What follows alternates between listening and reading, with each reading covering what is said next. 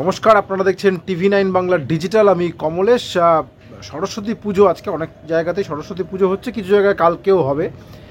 সরস্বতী পুজোয় সমতলের প্রাপ্তি, এই একটা পাহাড়ি ওয়েদার, মানে শীত নেই, মানে ঠান্ডা নেই, কিন্তু চারদিকে ঘন কুয়াশা এবং সকালবেলা তো কুয়াশা ছিল, বেলা বাড়লেও দেখা যাচ্ছে কুয়াশা যাচ্ছে না, মানে একটু হয়তো দৃশ্যমানতা বেড়েছে কিন্তু কুয়াশা পুরোপুরি যায়নি। এর কারণ অবশ্যই পশ্চিমী ঝঞ্ঝা এবং তার প্রভাবে বঙ্গোপসাগর থেকে ঢোকা বিপুল পরিমাণে জলীয় বাষ্প। যেহেতু প্রচুর পরিমাণে জলীয় বাষ্প ঢুকেছে এবং সর্বনিম্ন তাপমাত্রাটা যা আছে, আমাদের ঠান্ডা না লাগুক, কুয়াশা তৈরির জন্য যথেষ্ট। এবং বাতাসের গতিবেগ যে প্রায় যেহেতু নেই, মানে সেভাবে এই কুয়াশাকে ঠেলে সরিয়ে দেবে, গতিবেগ যেহেতু খুবই কম, ফলে বেলা বাড়লেও অনেক জায়গাতে কুয়াশা থেকে যাচ্ছে, মানে অলমোস্ট আংশিক মেঘলা আকাশের মতো পরিস্থিতি। এরকম আজকে সারাদিনই থাকবে, খুব একটা পরিবর্তনে আসা দেখা যাচ্ছে না, হয়তো একটু একটু করে দৃশ্যমানতা বাড়বে। আর শীতের বাজেট দেখুন, গতকাল একটা বাজেট হয়েছে, কেউ খুশি হয়েছেন কেউ খুশি হননি। শীতের যে বাজেট সেটা খুব একটা ভালো নয়, মানে একটা সান্ত্বনা রয়েছে খানিকটা।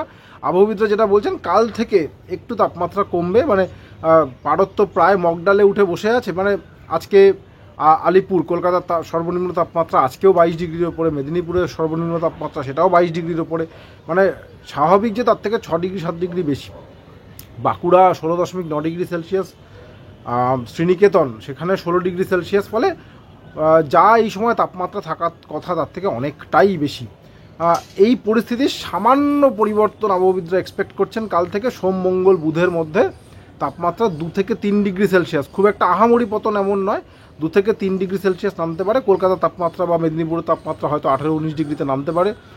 জেলার দিকে, মানে জেলা বলতে আমি পশ্চিমাঞ্চলের কথা যদি ধরি, বা মেদিনীপুরও জেলা, এদিকে যদি দেখা যায় বীরভূম, পুরুলিয়া, বাঁকুড়া বীরভূমে হয়তো 13 ডিগ্রি 14 ডিগ্রি 15 ডিগ্রিতে তাপমাত্রা আবার নামতে পারে। পুরুলিয়ার দিকে হয়তো 11 ডিগ্রি 12 ডিগ্রিতে তাপমাত্রা নামতে পারে, কিন্তু এটাও সাময়িক, যেহেতু কালকেই একটা পশ্চিমী ঝঞ্ঝা উত্তর পশ্চিম ভারতে ঢুকবে এবং সেটা যত পূবের দিকে সরবে তার প্রভাবও বুধবার থেকে হয়তো পড়তে শুরু করবে। তখন আবার তাপমাত্রাটা বাড়বে, আবার হয়তো 20 ডিগ্রির ওপরেই তাপমাত্রা বিভিন্ন জায়গায়, মানে কলকাতা লাগোয়া যে অঞ্চল সেখানে 20 ডিগ্রি বা তার উপরে পৌঁছে যাবে।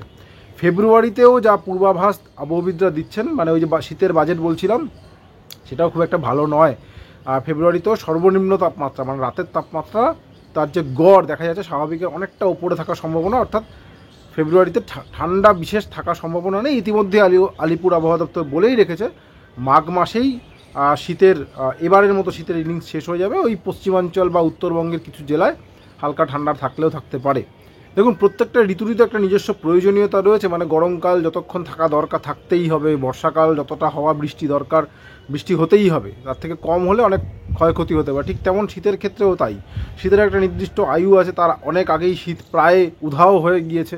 তার কিন্তু অনেকগুলো নেতিবাচক প্রভাব রয়েছে। এক তো এই মানে ঠান্ডা লাগা, এটা মারাত্মক, ঘরে ঘরে সর্দি কাশি চলছে। এইরকম যদি হঠাৎ করেই জানুয়ারির শেষে গরম পড়ে যায় এবং ফ্যান চলতে শুরু করে দেয়, তখন স্বাভাবিকভাবেই দুম করে ঠান্ডা লেগে যাওয়ার একটা প্রবণতা থেকেই যায়। তার সঙ্গে যেহেতু টেম্পারেচার বেড়ে গেছে, ভাইরাস ব্যাকটেরিয়ার খুব মানে আমোদ প্রমোদের সময় আর কি, যারা খুব সাবধানে থাকবেন। এবং অবশ্যই মানে ঠান্ডাটা যেই কমেছে দেখবেন মশার দাপট অনেক বেড়ে গেছে। এমনিতে তাপমাত্রাটা 16 ডিগ্রি বা তার নিচে নামলে পরে মশা কামড়াতে পারে না, ফলে এই সময়টা দেখবেন ওই মশাবাহিত রোগ অনেকটা কম থাকে।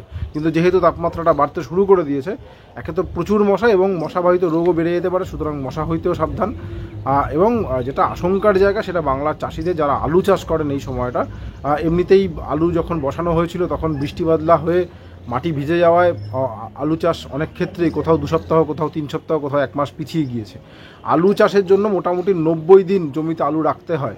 সেই সময়টা পাওয়া যাবে কি না সেটা নিয়ে একটা বড় সংশয় তৈরি হয়েছে, যেহেতু তাপমাত্রা বেড়ে গিয়েছে। এই তাপমাত্রা যেটা বেড়ে গেল, এটা কিন্তু আলু চাষের পক্ষে একেবারেই সহায়ক নয়। এবং এই মেঘলা আকাশ, কুয়াশা, তাপমাত্রা বেড়ে যাওয়া, এগুলো সব মিলিয়ে আলুর ধসা রোগের একটা বড় কারণ। অনেক জায়গাতেই আলু গাছে সেই উপসর্গগুলো দেখাও যাচ্ছে, ফলে চাষিদের মাথায় হাত। আলুর উৎপাদন প্রতি বছরই আবহাওয়ার নানা রকম খামখেয়ালিপনায় উৎপাদন মার খায় এবং তার ফল আমরা বাজারে দেখতে পাই, আলুর দাম বেড়ে যায়। এইবারও সেটা হবে কি না, যেভাবে তাপমাত্রা বাড়ছে এবং এই কুয়াশার দাপট যা থাকছে, তাতে আলু চাষের ক্ষতি হওয়ার একটা বড়সড় আশঙ্কা রয়েছে।